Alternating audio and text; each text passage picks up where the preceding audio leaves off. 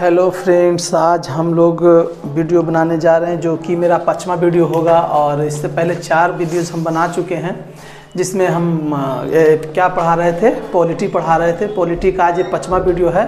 तो 5वां वीडियो में हम लोग फर्स्ट वीडियो में हम बताए थे भारत के संवैधानिक विकास के बारे में कुछ आप लोग को मैं बताया था, और उसी के बाद में भी उसी पे मैं चर्चा करते हुए आप लोग को के रेगुलेटिंग एक्ट तक आया था। ठीक है, रेगुलेटिंग एक्ट में एक बात मैं बताया था कि रेगुलेटिंग एक्ट के अंदर वाली बातों को जानना बहुत ज़रूरी होता है, तो इसीलिए आज फिर उस बात को लेकर के मैं आ रहा हूँ। अभी हम लोग का जो टॉपिक चल रहा है जिसमें चल रहा है रेगुलेटिंग एक्ट 1773, और रेगुलेटिंग एक्ट 1773 के इंटरनल फैक्ट के बारे में हम लोग चर्चा कर रहे हैं। और उसी में फिर कुछ पॉइंट बच गया था, उस पॉइंट को आज डील करके हम लोग चलेंगे 1784 जो पिट्स इंडिया एक्ट था, उसमें हम लोग आगे चलेंगे। ठीक है, तो सबसे पहले आप लोग का 1700, तो सबसे पहले आप हेडिंग बनाइएगा आप लोग कि रेगुलेटिंग एक्ट 1773, रेगुलेटिंग एक्ट 1773 ये आप लोग का टॉपिक है। ठीक है, अब सब्जेक्ट के बारे में तो आप लोग जान ही रहे हैं कि हम लोग का सब्जेक्ट क्या चल रहा है। सब्जेक्ट हम लोग का पॉलिटी चल रहा है। अब पॉलिटी में क्या चल रहा है, भारतीय संवैधानिक विकास। ठीक है, तो भारतीय संवैधानिक विकास में जो हम लोग आए हैं तो रेगुलेटिंग एक्ट के बारे में हम चर्चा कर रहे हैं। ठीक है, तो रेगुलेटिंग एक्ट के बारे में हम चर्चा कर चुके थे, और रेगुलेटिंग एक्ट में कुछ इंटरनल जो क्या था पॉइंट था, उस पॉइंट को मैं डील कर रहा हूँ। ठीक है, तो उस पॉइंट का जब डील कर रहा हूँ तो उसमें क्या हुआ कि उसमें कुछ पॉइंट और रह गए हैं जो आज से रेगुलेटिंग एक्ट खत्म हो जाएगी। ठीक है, रेगुलेटिंग एक्ट का जो टॉपिक है वो पूरी तरह से खत्म हो जाएगा, और उसके बाद हम लोग कहाँ पर पहुँचेंगे, पिट्स इंडिया एक्ट 1784। ठीक है, तो पिट्स इंडिया एक्ट 1784 में हम लोग पहुँचेंगे। तो सबसे पहले हम लोग देख लेते हैं कि कौन सा पॉइंट हम लोग को पढ़ना है रेगुलेटिंग 1773 में। तो रेगुलेटिंग 1773 में जो पॉइंट पढ़ना उसमें लिखेगा, इस अधिनियम के अंतर्गत कलकत्ता में, लिखेगा इस अधिनियम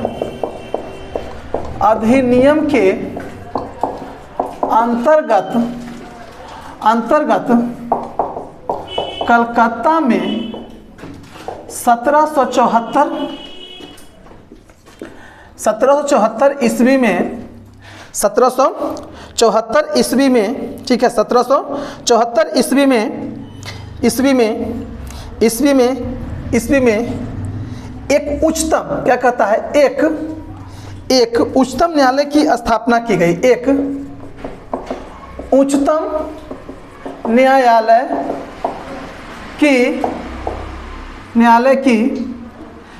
की स्थापना की गई। एक उच्चतम न्यायालय की क्या की गई, बोले स्थापना की गई, जिसमें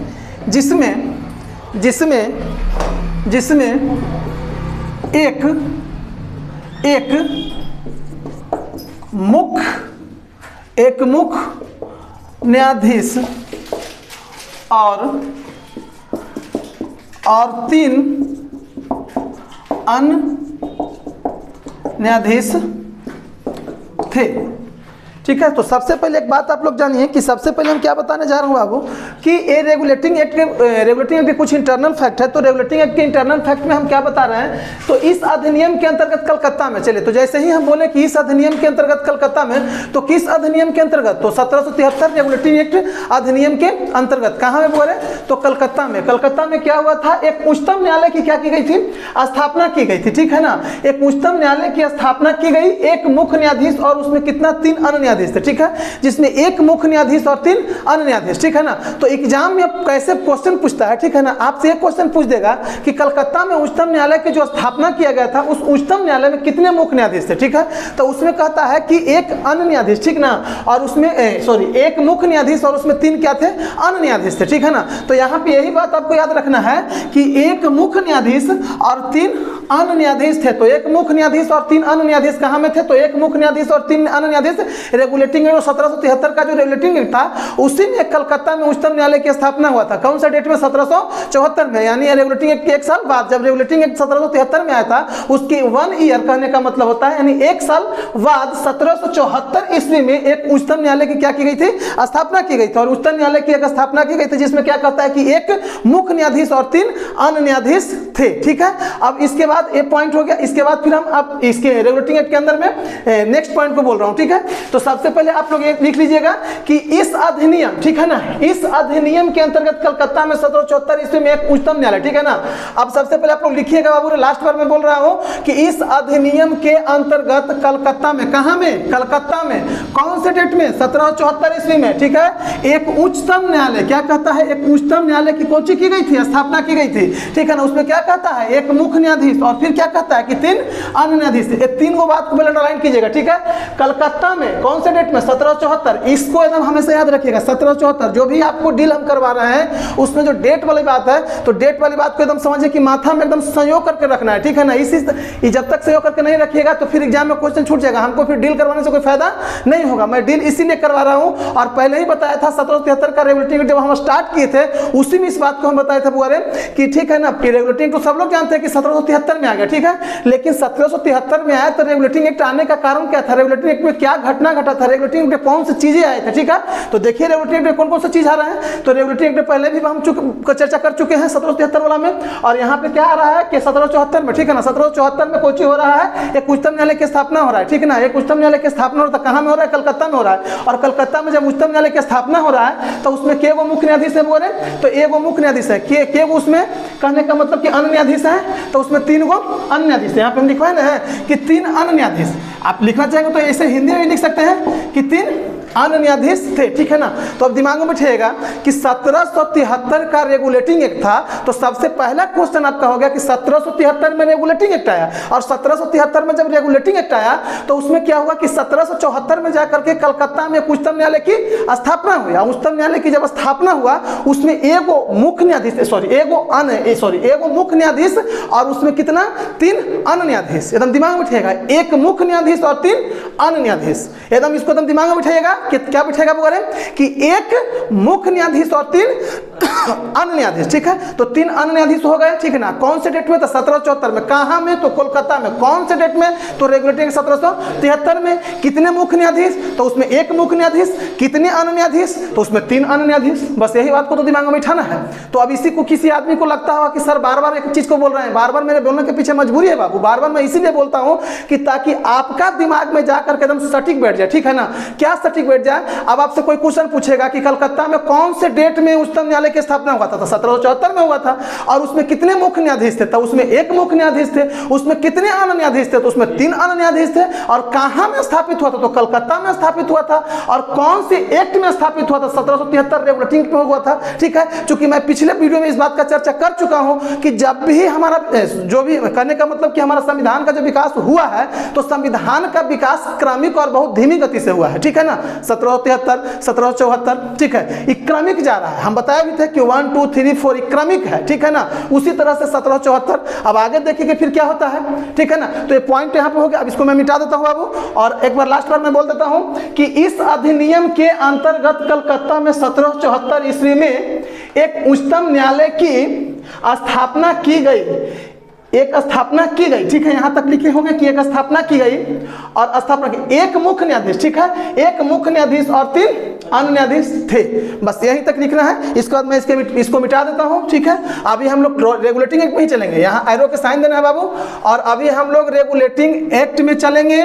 अभी हम लोग का टॉपिक चेंज नहीं हुआ है, रेगुलेटिंग एक्ट हम चेंज करेंगे, तो आप लोग को बस लिखेंगे, हेडिंग बनाएंगे ऊपर में, ठीक है ना, कि रेगुलेटिंग एक्ट के बाद कौन सा टॉपिक आएगा आपका। तो सबसे पहले अभी हम लोग रेगुलेटिंग एक्ट में चल रहे हैं, और इसको मिटा देता हूं बाबू। अब मिटाने के साथ फिर मैं इसका नेक्स्ट पॉइंट को क्या करूंगा, डील करूंगा, ठीक है। और आप लोग लिखिएगा, ठीक है। अब हम इसको मिटा दिए, ठीक है। अब आप लोग दिमाग में बिठाइए कौन से डेट में, तो 1774 में, ठीक है। और 1774 में कोची हुआ था वो, अरे तो कलकत्ता में वो कोची हुआ था, उच्चतम न्यायालय की स्थापना हुआ था, ठीक है। ओकरा में कितना मुख्य न्यायाधीश थे, तो उसमें एक मुख्य न्यायाधीश थे। कितना अन्य न्यायाधीश था, तो उसमें 3 अन्य न्यायाधीश था। बस इसी बात को तो याद करना है, ठीक है ना। अब उसके बाद मैं आगे चल रहा हूँ पॉइंट पे बाबू, तो आगे आप लोग आ जाइए। आगे एक पॉइंट पे मैं चल रहा हूँ, ठीक है। लिखिएगा बाबू, कंपनी प्रशासन की देखरेख हेतु, ठीक है ना। यहाँ पे फिर लिखिएगा आप लोग कि कंपनी, ठीक ना, नोट देकर के लिखिएगा, NOT, नोट देकर के लिखिएगा, ठीक है ना। कंपनी प्रशासन, ठीक है ना, पर कंपनी प्रशासन की देख रेख हेतु इंग्लैंड, ठीक है ना, इंग्लैंड क्या कहता है, इंग्लैंड, ठीक है, कंपनी प्रशासन का देख लो तो इंग्लैंड में दो संरचनाएं हैं, दो संरचनाएं, क्या है, दो संरचनाएं हैं, ठीक है ना, दो संरचनाएं हैं, जिसमें पहला संरचना का नाम कुछ है वो है निदेशक मंडल। क्या कहता है, निदेशक मंडल, ठीक है। और दूसरा संरचना का क्या नाम है, हितकारों का मंडल, हितकारों का मंडल, ठीक है, निदेशक मंडल और हितकारों का मंडल। कोर्ट ऑफ डायरेक्टर, ठीक है, COURT, court of DIRECTOR, court of director. आपका दूसरा का नाम कौन सी है, कोर्ट ऑफ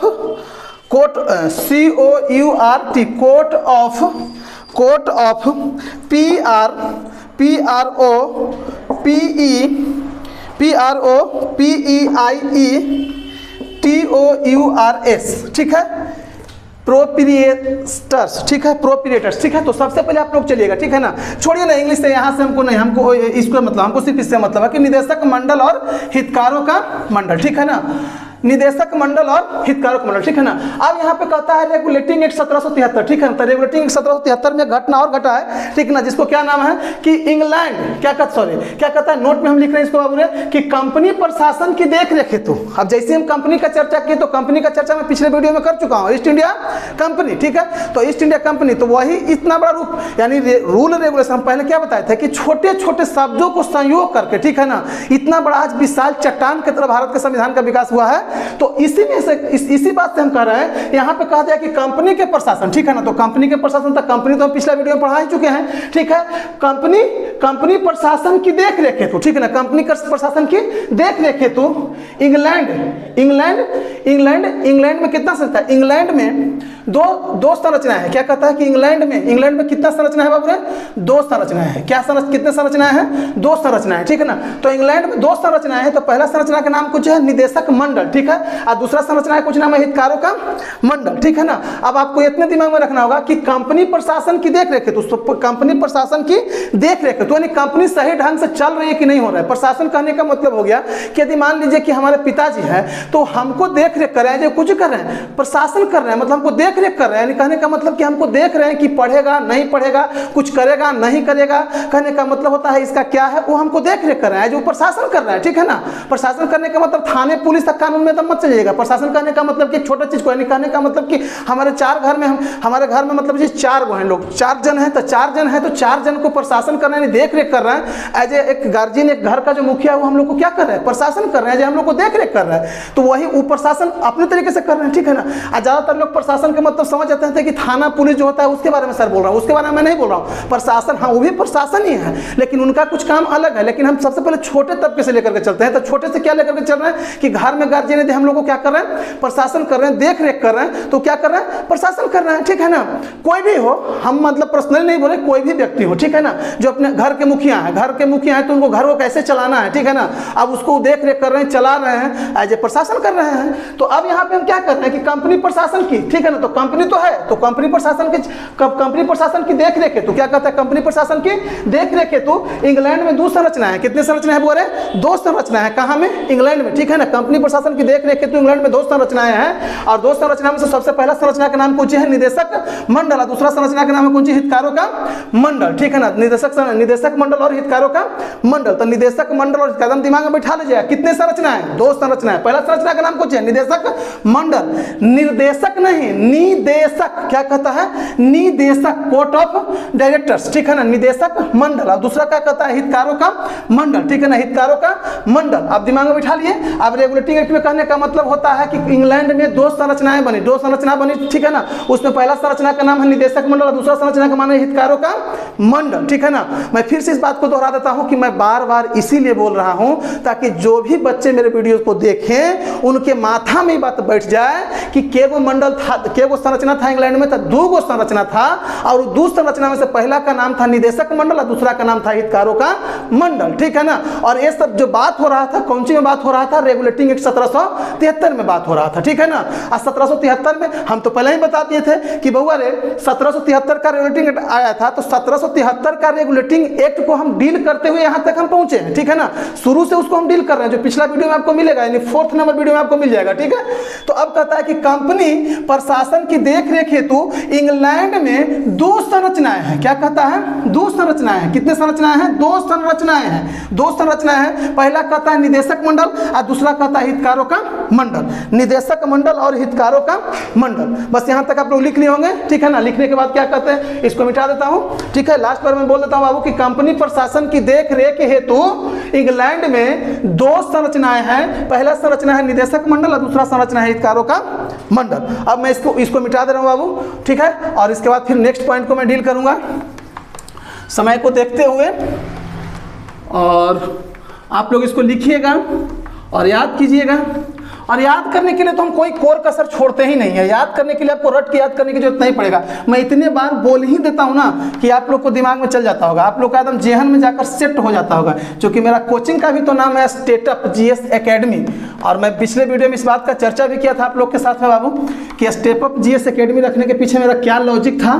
तो स्टेपअप जीएस एकेडमी रखने का मतलब मेरा यही था कि जो भी बात मैं पढ़ाऊंगा स्टेप बाय स्टेप पढ़ाऊंगा और वही काम मैं कर रहा हूँ, ठीक है ना। कहीं छोड़ छाड़ के मैं नहीं जाऊंगा, कहीं छोड़ छाड़ के मैं नहीं पढ़ाऊंगा। और ऐसा नहीं कि आज यहाँ पढ़ा 1773 है तो कल पिट्स इंडिया 1784 पहुँच जाएंगे, तरसुन पहुँच जाएंगे, गांधी जी के जन्म तिथि परसुन पहुँच जाएंगे, सुभाष चंद्र बोस जी के जन्म तिथि पर।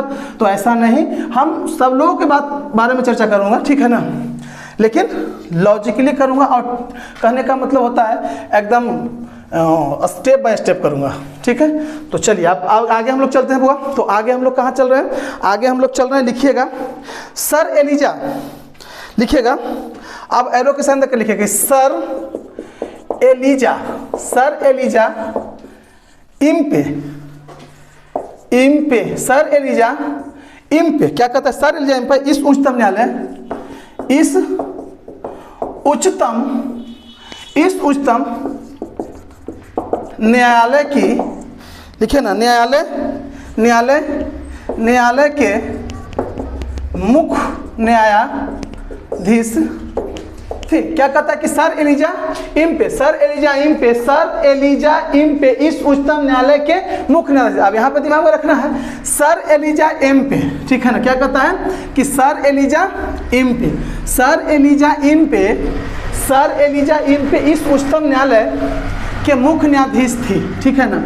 मुख्य न्यायाधीश थे, ठीक है। हम वहां चर्चा किए थे आपको कितने मुख्य न्यायाधीश थे, तो एक मुख्य न्यायाधीश थे, ठीक है। वही मुख्य न्यायाधीश का नाम क्या है? सर एलिजा इम्पे, ठीक है ना। सर एलिजा इम्पे इस उच्चतम न्यायालय के मुख्य न्यायाधीश थे, ठीक है। दिमाग में बैठा लीजिए कि 1773 रेगुलेटिंग एक्ट में जो बात कर रहे हैं तो ये सब रेगुलेटिंग एक्ट में नियम कानून आ रहे हैं, ठीक है ना। कि सर एलिजा इम्पे कौन थे? उच्चतम न्यायालय के मुख्य न्यायाधीश थे, ठीक है ना। सर एलिजा इम्पे, ठीक है ना, सर एलिजा इम्पे, ठीक है। अब यहाँ थे लिख दिए, कोई दिक्कत नहीं, थे, ठीक है ना। तो सर एलिजा इम्पे इस उच्चतम न्यायालय के मुख्य न्यायाधीश थे, ठीक है ना। तो दिमाग में उठेगा सर, यहाँ ऑनलाइन भी कर लीजिएगा सर एलिजा इम्पे।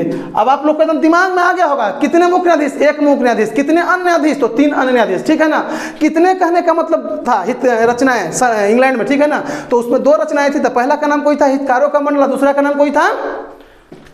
पहला का नाम था निदेशक मंडल, दूसरा का नाम कोई था? हितकारों का मंडल। तो निदेशक मंडल और हितकारों का मंडल। और इसमें क्या था? सर एलिजा इम्पे इस उच्चतम न्यायालय के क्या थे? मुख्य न्यायाधीश थे, ठीक है। और ये सब किसमें हम लोग बात कर रहे हैं? तो 1773 कौन सी में? रेगुलेटिंग एक्ट में हम लोग बात कर रहे हैं, ठीक है। रेगुलेटिंग एक्ट 1773 में इस बात कर रहे हैं। और 1773 अब आप लोग को कुछ नहीं याद हुआ होगा, हम मान के चलते हैं कुछ भी नहीं याद हुआ है। तो कुछ नहीं याद हो तो सबसे पहले ये तो याद हो गया होगा ना कि 1773 में कोई था रेगुलेटिंग एक्ट, ठीक है ना। रेगुलेटिंग एक्ट 1773 में आया था। कहीं से मान लीजिए कि इसके अंदर से नहीं क्वेश्चन पूछेगा, ठीक है ना। 1773 के रेगुलेटिंग एक्ट के अंदर से क्वेश्चन नहीं पूछा था, कम से कम इतना तो पूछेगा ना कि रेगुलेटिंग एक्ट कब आया था? 1773। उसको मारकर आगे बढ़िए। कहीं अंदर से क्वेश्चन पूछ दिया कि इंग्लैंड में कितनी रचनाएं थी? तो 2 गो था। तो पहला कुछ नाम था निदेशक मंडल, दूसरा नाम था हितकारों का मंडल। उसके बाद कहीं आपसे क्वेश्चन राइज कर देगा कि कलकत्ता में उच्चतम न्यायालय की स्थापना कब हुआ था? 1774 में, ठीक है। तो 1774 में जब कलकत्ता में उच्चतम न्यायालय की स्थापना हुआ था तो उसमें कितने मुख्य न्यायाधीश थे? तो उसमें एक मुख्य न्यायाधीश थे। उसमें कितने अन्य न्यायाधीश थे? तो उसमें 3 अन्य न्यायाधीश थे। दिमाग में बैठ गया, ठीक है ना। और एक मुख्य न्यायाधीश थे, तो एक मुख्य न्यायाधीश का नाम क्या था? Sir Elijah Impey. क्या नाम था? सर एलिजा इम्पे, ठीक है। आप लोग लिख लिए होंगे, इसको मिटा दे रहे हैं बाबू, ठीक है। तो आप लोग लिखिए, याद कीजिए और मेरे वीडियो को comment, share, subscribe and like आप लोग जरूर कीजिएगा। आप लोग से खास आग्रह है बाबू रे, चूँकि आप उसको शेयर कीजिएगा, लाइक कीजिएगा और सब्सक्राइब कीजिएगा, तब ये आगे कुछ और आप लोग को फ़ायदा पहुंचेगा, मेरा हमको भी कुछ ऐसा होगा। चलिए आगे बढ़ते हैं बुआरे, आगे हम लोग लिखते हैं, आगे हम लोग चलते हैं। एक बात है कि इस अधिनियम के द्वारा ब्रिटिश का कोर्ट क्या कहता है, इस एरो के साथ इस अधिनियम के द्वारा क्या कहता है, इस अधिनियम के द्वारा British court of director, British court of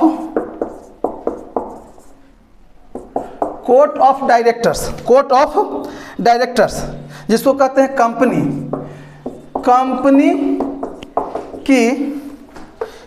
की गवर्निंग बॉडी,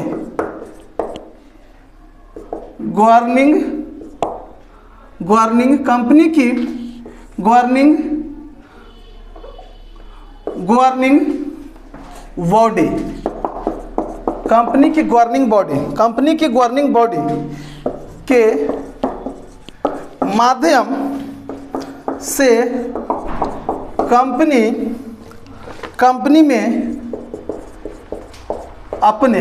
में अपने राजस्व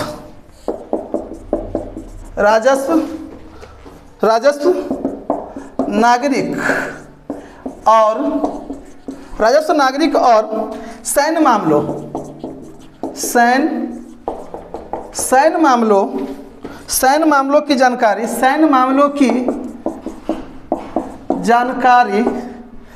मामलों की जानकारी ब्रिटिश सरकार को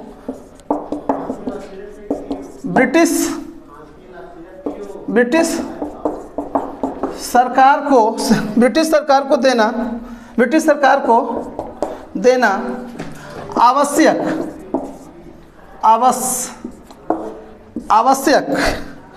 आवश्यक कर दिया गया।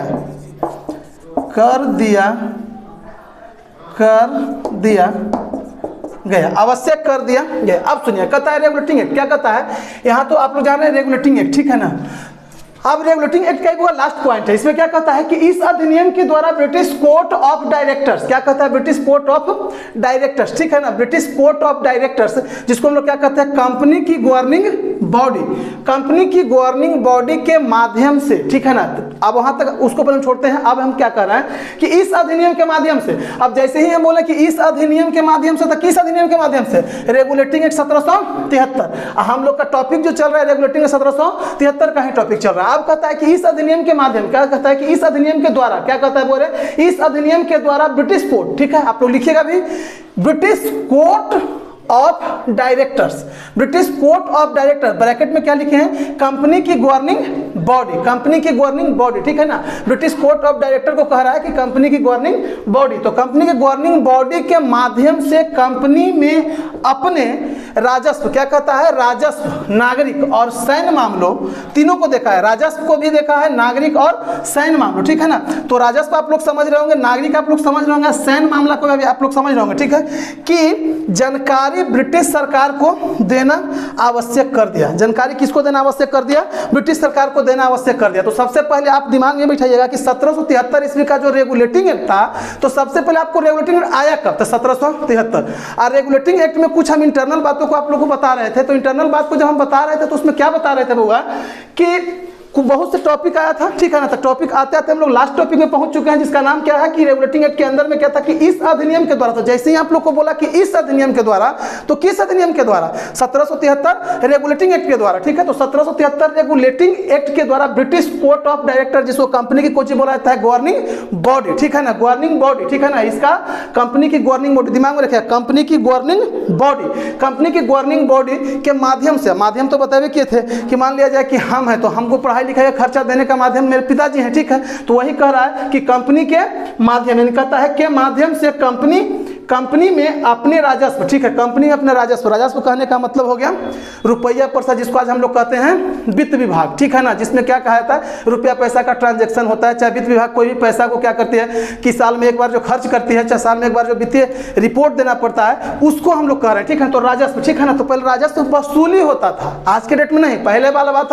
हम कहाँ चर्चा कर रहे हैं, 1773, आज 2022 है, तो 2022 से इसको जोड़ करके हम लोग नहीं देखेंगे। 1773 राजस्व वाली बात को कहते हैं, ठीक है। तो राजस्व कहने का मतलब कि सबसे अंग्रेज जब भारत आया था तो सबसे पहले जमींदार को पकड़ा था। जमींदार किसको पकड़ा था? किसान वर्ग के लोग को पकड़ा था। किसान किसको पकड़ा था? सबसे नीचे वाले तबके के लोग, जो मजदूर वर्ग के लोग थे, ठीक है। तो मजदूर वर्ग से राजस्व वसूल करके किसान के यहाँ जाता था, किसान राजस्व वसूल कर किसको देता था? जमींदार को। जमींदार किसको पहुंचाता था? अंग्रेज को। बात को समझिएगा। आज हम वित्त विभाग कहते हैं तो उसमें वित्त विभाग नहीं था उस समय। कहने का मतलब हम तो पहले ही बता रहे हैं कि उस समय सिर्फ क्या था, तो उस समय क्या हो रहा था कि संविधान के बुनियादी स्ट्रक्चर को तैयार किया जा रहा था, एज ए पिलर मारा रहा था, ठीक है ना, किसका? संविधान का। और संविधान के छोटे छोटे शब्दों को क्या किया गया? संजोया गया। और उसके बाद क्या किया गया? संजो करके इतना बड़ा संविधान आज आकर के हम लोग के सामने खड़ा हुआ, जिससे हमारे इज्जत, प्रतिष्ठा और आबरू पर कोई क्षति नहीं पहुंचा पाता है। उसी के मतलब उसका देन है, बाबा भीमराव अम्बेडकर का देन है, जिसके माध्यम से क्या हुआ कि आज हम लोग का अपना इज्जत, प्रतिष्ठा सब कुछ बरकरार है, ठीक है ना। तो अब हम लोग बात कर रहे थे राजस्व पर। कहाँ पे आते हैं? राजस्व पर। तो राजस्व के बारे में हम बताएं कि सबसे पहले अंग्रेज आए थे तो किसको पकड़े? सबसे पहले अंग्रेज आए तो पकड़े किसको? जो जमींदार वर्ग के लोग थे, जमींदार वर्ग के लोग को पकड़े, ठीक है। जमींदार वर्ग के लोग किसको पकड़ लिया? किसान को। किसान किसको पकड़ लिया? मजदूर वर्ग के लोग को। और उस तरह से क्या होता था? राजस्व का वसूली होता था। उसके बाद नागरिक, और ये वसूल यानी जमींदार जो बोले तो भारत का ही नागरिक हो सकते हैं, मजदूर वर्ग बोले भारत का ही नागरिक हो सकते हैं, किसान वर्ग बोले भारत का ही नागरिक हो सकते हैं, और आज भी भारत में नागरिक है, ठीक है। तो उस समय हमारा भारत क्या था? गरीबी रेखा के एकदम दाबे हुए था। गरीब यहाँ पे गरीबी रेखा कह दीजिए तो पैसा यानी कहने का मतलब शिक्षा में भी क्या था? बहुत नीचे था, यानी उसका कोई अस्तित्व नहीं था, ठीक है ना। माने शिक्षा में कोई अस्तित्व नहीं था, एकदम गरीबी रेखा के नीचे थे, ठीक है ना।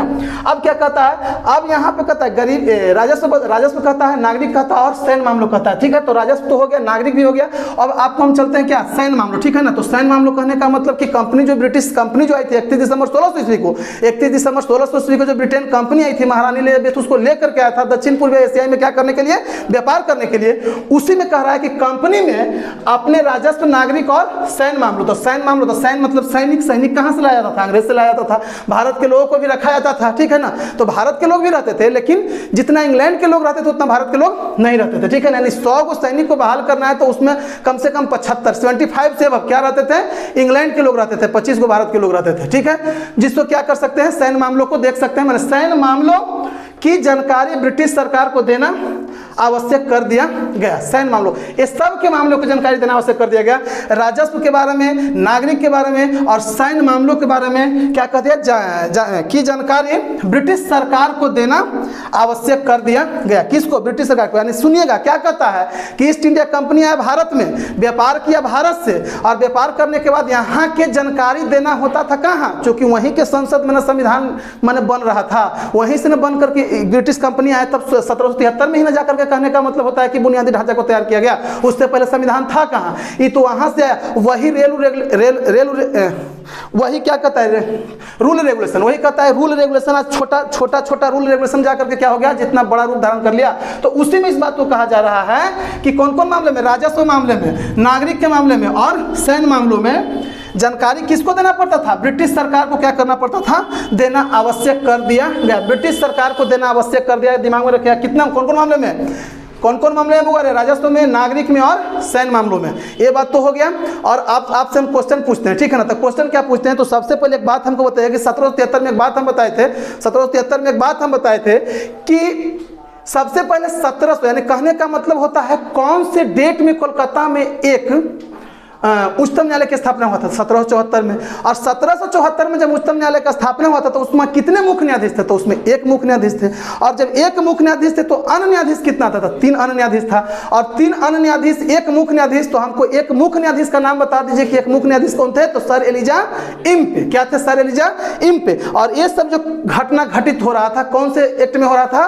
तो 1773, जिसको हम लोग क्या कहते हैं? रेगुलेटिंग एक्ट, ठीक है। और 1773 रेगुलेटिंग एक्ट खत्म होने के बाद अब हम लोग नेक्स्ट पॉइंट आ जाएंगे पिट्स इंडिया एक्ट, जो कब आया था 1784, ठीक है। तो 1784 में हम लोग चलेंगे। तो बुआ अब इसको आप लोग लिख लीजिएगा, मैं लास्ट बार बोल देता हूं कि इस अधिनियम के द्वारा ब्रिटिश कोर्ट ऑफ डायरेक्टर्स, ठीक है ना, जिसको हम लोग ब्रैकेट में क्या लिखे थे, कंपनी की गवर्निंग बॉडी, ई लिखना मेरा मजबूरी है, यदि हम इसको नहीं लिखेंगे और ए वाला पोर्शन को क्या कर देगा, नहीं देगा, और खाली इसको डाल देगा आपको, ठीक है ना, तो आपको समझ में नहीं आएगा, ठीक है ना। तो ये कंपनी की गवर्निंग बॉडी, इसको भी समझना जरूरी है, क्योंकि ए नहीं देगा तो ए आपको क्वेश्चन में डाल देगा, और ए आपको डालेगा तो ए नहीं डालेगा, ठीक है ना। तो इसीलिए मैं यहाँ पे लिख दिया कंपनी की गवर्निंग बॉडी कहें चाहे ब्रिटिश कोर्ट ऑफ डायरेक्टर का, दोनों एक ही बात है। अब क्या कहता है, के माध्यम से कंपनी में अपने राजस्व, नागरिक और सैन्य मामलों की जानकारी ब्रिटिश सरकार को देना आवश्यक कर दिया गया, ठीक है। तो अब आप लोग को मैं एक टॉपिक आप लोग का बुआ खत्म हो रहा है, और खत्म होने के साथ हम कौन से टॉपिक पे आ जाएंगे, पिट्स इंडिया एक्ट 1784। तो अब आप लोग को, आप लोग से बस एक ही विनती है कि मेरे चैनल को लाइक करें, सब्सक्राइब करें, और जितना अधिक से अधिक शेयर करना हो शेयर करें बाबू, ठीक है। तो अब फिर आप लोग को मिलते हैं नेक्स्ट वीडियो में, तब तक के लिए धन्यवाद। और आप लोग लिखिएगा, इसको याद कीजिएगा, ठीक है।